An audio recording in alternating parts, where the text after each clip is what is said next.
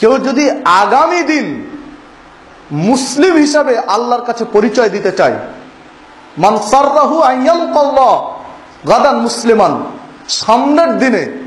সামনের দিন বলতে কিয়ামতের দিন, কিয়ামতের দিন মুসলিম হিসাবে আল্লাহর কাছে পরিচয় দিয়ে যদি কেউ সাক্ষাৎ করতে চায়, আলকাল্লাহ, আল্লাহর সাথে সাক্ষাৎ করতে চায় আনন্দ চিত্তে যে আমি মুসলিম, এই পরিচয় দিয়ে, তাহলে ফালইউহাফিজ আলা হাউলাইস সালাতিল খামস, ও যেন 5 ওয়াক্ত সালাত যথোপযুক্তভাবে আদায় করে। ফালইউহাফিজ, সে যেন হেফাজত করে, সুন্দরভাবে আদায় করে, আলা হাউলাইস সালাতিল খামস, 5 ওয়াক্ত সালাতকে। হাইসু ইউনাদা বিহিন্না, এর আজান যেখানে হোক না কেন। যে হাদিসটি সহিহ মুসলিমের মধ্যে এসেছে, 1520 নম্বর হাদিস সহিহ মুসলিমের। সম্মানিত উপস্থিতি, তাহলে কাল কিয়ামতের মাঠে যদি আল্লাহর সাথে আমরা মুসলিম হিসেবে সাক্ষাৎ করতে চাই, আইয়ালকাল্লাহ গাদান মুসলিমান, যদি আমি পরিচয় দিতে চাই যে আমি মুসলিম, আল্লাহকে যদি এই পরিচয় দিয়ে আমি সাক্ষাৎ করতে চাই আল্লাহর সাথে, তাহলে 5 ওয়াক্ত সালাত যথাযথভাবে আদায় করতে হবে বলে আল্লাহ রাসূল উল্লেখ করেছেন। যদি 5 ওয়াক্ত সালাত, এখানে হাউলায়ে আলা সালাতিল খামস বলা হয়েছে, 5 ওয়াক্তই পড়তে হবে যদি মুসলিম পরিচয় দেই। কেউ 4 ওয়াক্ত যদি পড়ি, ফজর বাদ দেই, কেউ যদি 3 ওয়াক্ত পড়ি, এশা বাদ দেই, যেটা মুনাফিকের জন্য সবচেয়ে কষ্টকর, 2 ওয়াক্ত সালাত, এশা এবং ফজর এরা পড়তে চায় না, বাকি 3 ওয়াক্ত সহজটা পড়তে চায়। তো কোনো ওয়াক্ত যদি ছেড়ে দেই, কিছু পড়ি আর কিছু না পড়ি, তাহলে হবে না, মুসলিম পরিচয় আল্লাহর কাছে দিতে পারবো না, সাক্ষাৎ করতে পারবো না আল্লাহর সাথে। পুরোটাই পড়তে হবে এবং যথোপযুক্তভাবে পড়তে হবে, যথাযথভাবে পড়তে হবে। রাসূলুল্লাহ সাল্লাল্লাহু আলাইহি ওয়াসাল্লাম সাহাবীদের সাথে একদিন বৈঠক করছিলেন। উপস্থিত একজন সাহাবী ছিলেন যার নাম মিনহাস। বৈঠক শেষে, বৈঠকের মাঝ পর্যায়ে কোনো একটা পর্যায়ে সালাতের সময় হয়ে গেছে, রাসূলুল্লাহ সাল্লাল্লাহু আলাইহি ওয়াসাল্লাম সালাতে চলে গেলেন। সালাত পড়ে এসে দেখেন মিনহাজ বসে আছে ওখানে।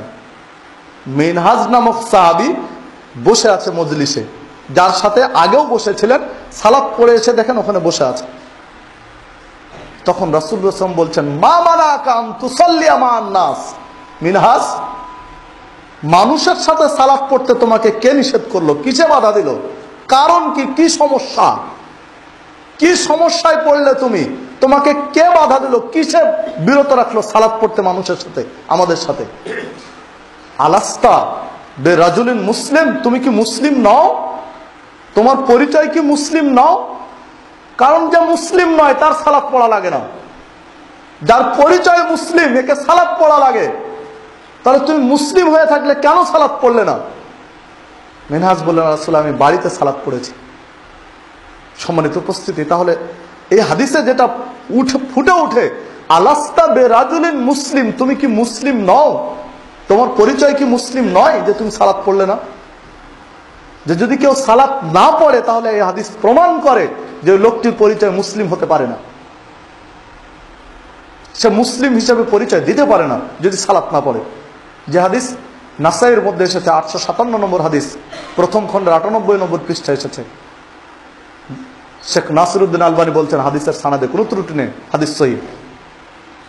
তাহলে দেখুন, একজন ব্যক্তি মুসলিম পরিচয় দিতে হলে, আল্লাহর সাথে মুসলিম হিসেবে সাক্ষাৎ করতে চাইলে, তাকে অবশ্যই সালাত পড়ুয়া হতে হবে, সালাত তাকে ত্যাগ করা যাবে না। আন জাবের রাদিয়াল্লাহু আনহু قال سمعت رسول الله صلى الله عليه وسلم يقول, জাবের রাদিয়াল্লাহু আনহু বলছেন, রাসূলুল্লাহ সাল্লাল্লাহু আলাইহি ওয়াসাল্লামকে আমি বলতে শুনেছি, ইন্না বাইনার রাজুলে ওয়াশশিরকি ওয়াল কুফরে তারকুস সালাহ, নিশ্চয় একজন বান্দা আর একজন কাফের অথবা মুশরিকের মধ্যে পার্থক্য হলো সালাত ত্যাগ করা। একজন আল্লাহর বান্দা আর একজন কাফের, একজন আল্লাহর বান্দা আর একজন মুশরিক, এটা চিনার পদ্ধতি এবং পথ হলো সালাত ত্যাগ করা। যদি লোকটা সালাত পড়ে তাহলে সে আল্লাহর বান্দা, যদি সালাত না পড়ে তাহলে সে কাফের। যদি লোকটা সালাত পড়ে তাহলে সে আল্লাহর বান্দা, যদি সালাত না পড়ে তাহলে সে মুশরিক। এ কথা আল্লাহ রাসূল বলছেন।